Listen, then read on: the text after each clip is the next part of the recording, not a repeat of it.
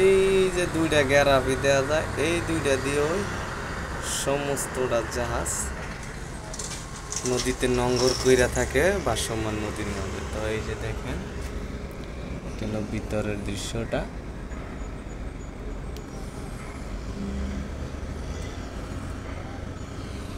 এখান থেকে এটা হলো কেবিন শুরু।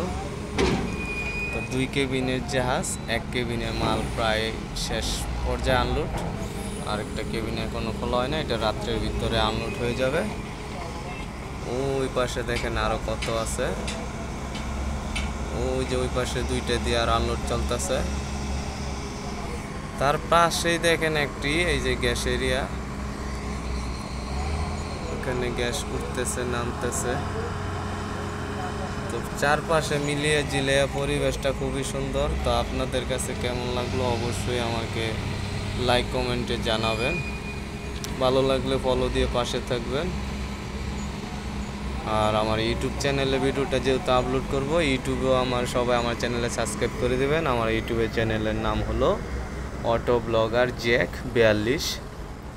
তো এটা হচ্ছে নদীর ওই পারের জায়গাটা, এদিক দিয়ে নদীটা একদমই সরু, মনে হয় যেন এখান থেকে ওই পার যেতে অল্প একটু সময়ের রাস্তা।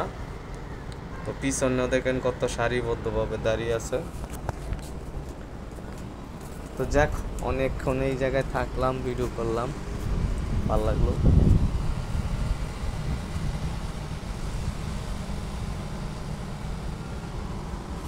ওয়াও, আপনাদেরকে একটা দারুণ জিনিস মিস করে ফেলেছিলাম। এই যে দেখেন স্পিড বোটটা কীভাবে যাচ্ছে দেখেন।